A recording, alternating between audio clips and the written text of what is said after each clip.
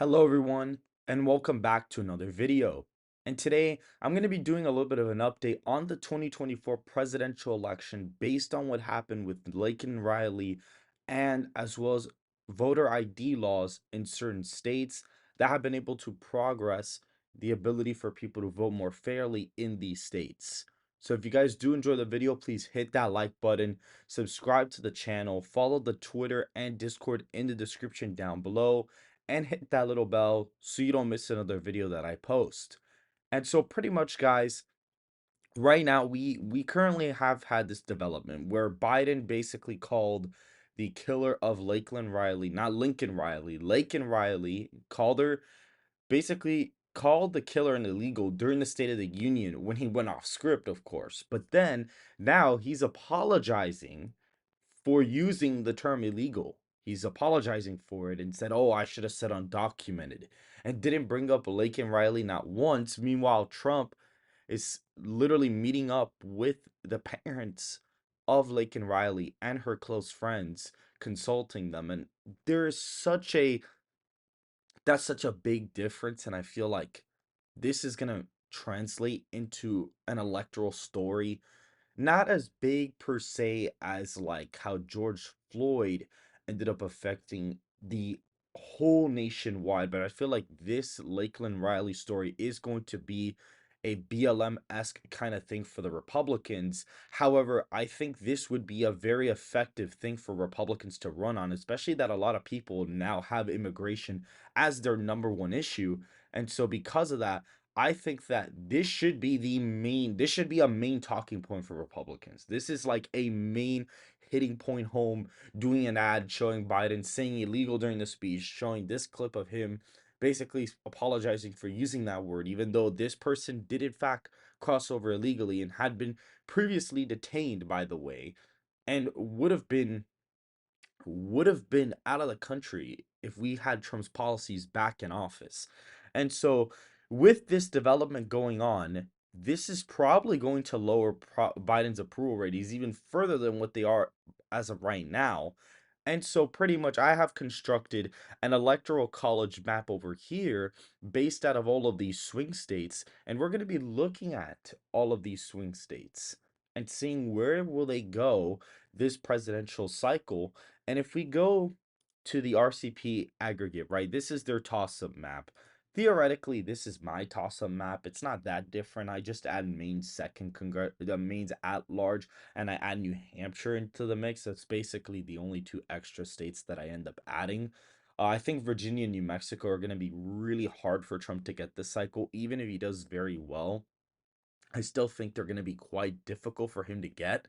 And so I think because of that, this is basically your battleground map for the cycle. Now, before we get into that, we're actually going to see that there are, some voter ID laws in some states. Texas requires photo ID, Florida does, Michigan and Wisconsin now do as well, including Georgia and North Carolina, which is interesting. Photo ID is not required here, but some identification is still required. The only major swing states where this is not required is Nevada, Minnesota, and Pennsylvania. New Hampshire is also photo ID required, however, Maine is no required ID. And so this may or may not affect how, should I say, how, easy it is going to be for a state to flip next cycle into Trump's column. As of right now, I think North Carolina is an easy flip for Republicans, that or an easy hold, excuse me. This should not be difficult. I currently have it going to Trump by like 6 points. This should not be a hard flip for Republicans at all. Excuse me, a hold. The competent, North Carolina GOP over the past couple of years, they've been playing to win there. And now the RNC chair from there is now the RNC chair nationwide. And Laura Trump just got reinstated, which is also going to bolster Trump's chances nationwide as well. If you look at the state of Georgia, in Georgia, you'll also see that, it is looking really good for Trump there. He currently leads by 6.5 percentage points in the national aggregate, and usually Republicans tend to underperform there by about 2 points. So I'm suspecting that he's probably going to win it by 4.5 as of right now. In Wisconsin, you're going to be able to see that in Wisconsin, Donald Trump has a 1 point lead in the aggregate. However, because of polling misses from recent memory, where the polls are off 6 to 7 points, you could say the state could go to Trump by 6 to 7 points, especially if he's winning the popular vote by two. He more than likely would be winning Wisconsin by multiple points in that scenario. If we go to the state of Pennsylvania, Biden is barely winning it, but the polls here tend to be off by like a couple of points. I think the average had it up by like 4 points, and he only won it by 1.20. So I'd say that this is probably going to end up being a lean state for Trump. And if you go to Michigan as well, the state is very Dem leaning, but clearly Trump has got a massive lead there. So you could say, okay, maybe that's a lean state as well.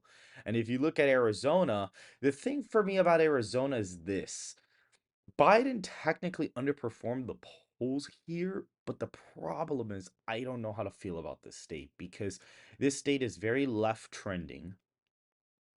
And so I don't know if this is going to be a state that, votes in line with polling data and he just wins it by like a likely margin, or if it's way closer. I personally have the state as a till Republican state just because of the fact that if you look at over here, no photo IDs are required, and they are basically trying to get illegal immigrants to vote in the state of Arizona. A couple of things have been going on there. But Katie Hobbs did sign some election reform, which was funny because apparently she thought it was election reform like the other way around, like for like Dems to like advantage the Dems, but it was actually the other way around. So that was kind of funny to find that out actually. And I have Nevada going to Donald Trump by a couple of points. If you look at the polling data here, he's up by 7 points in the state. He's up by 7 here. And so I think he is going to underperform this by quite a bit. I'd be very surprised if he won it by 7. I don't think he is, but as of right now, I do have Nevada going to Trump by possibly like 2 to 3 points ish. Now in Minnesota, the polls do have it at D+3. However, I think he's gonna even underperform that. If you look at primary turnout, Trump almost got a higher percentage of the vote in Minnesota than Biden did. And Biden has a lot of uncommitted voters in the Minneapolis area. Turnout was much lower, than anticipated. And so I'm thinking the state is possibly a tilt Democratic state. I think it is tilt Democrat. And if you look at a state like, New Hampshire, for example, in New Hampshire, I think this is going to be lean. The polling data looks really good for Biden. That's like the one swing state that I have that the polling genuinely looks really good for Biden. He's actually above 50%. So I'd say that that state is still going to go to Biden. However, I do think it's going to be closer than an 8 point victory. I can't see him outperforming his 2020 performance where he won it by like 7.1, 7.4 points. So I don't think he's going to outperform that at all. And as for Nebraska, there is no like official polling there, but given the national environment, if this is really R+2, more than likely Nebraska second would flip, tilt Republican probably. They redrew the district to be more friendly to Republicans, and even though it's a left trending district, I think if Trump is winning the popular vote by 1 or even 2 points, or even if it's tied, this map would probably still happen. And as for now, I do actually have Maine barely going to Trump just because the polling data recently looks really strong for him there. There was an R+6 pull out of the state. Now, do I think he's going to win it by 6? Unless there's like a really high third party vote share, which is what that poll does insinuate, then no. But I think that even if third party turnout is not as high as people are thinking, there is still going to be a high turnout presence for third parties. And even though it's not like a Ross Perot thing, if there is just a little bit of turnout, most of it is going to come from Maine because, third party candidates tend to really benefit in Maine. They always get a really high share there. So I think even if there's only a little bit, I think that's going to siphon off some votes from Biden and actually give the state to Donald Trump. And this is where I have the state of the race right now. I have it at 315 electoral votes to 223 for Joe Biden. And if you look at this, guys, this is going to be a major thing for the campaign.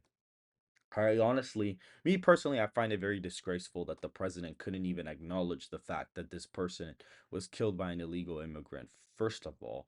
And it's not like, okay, let's say, there are people, other people kill other people all the time. It's not just illegals killing Americans. Like, obviously, there's white on white crime, black on black crime, Hispanics, it happens all over. But clearly, this president decided to change the laws in order to make the border just an open vessel for anyone to come in. I'm not saying that he should have stopped everybody coming at the border, which at this point he has to, and Trump's gonna have to stop the border. He's probably gonna have to close it for 2 years at minimum in order to fix everything that's going on. And now unfortunately, he's gonna have to deportate a bunch of people because what it is, guys, is there is a national security threat for this. Like, it's not even the fact of who's coming and what, unless you're talking about the fact that there are big groups of fighting age males coming in groups of 30 to 50,000 coming into the country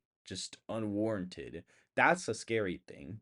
However, I do think that doesn't matter where they're coming from. The fact that there's approximately 150,000 terrorists on a watch list that's just coming through the border and possibly even more that haven't been identified is terrifying. That is one of the scariest things ever. And I think that's my major concern for this.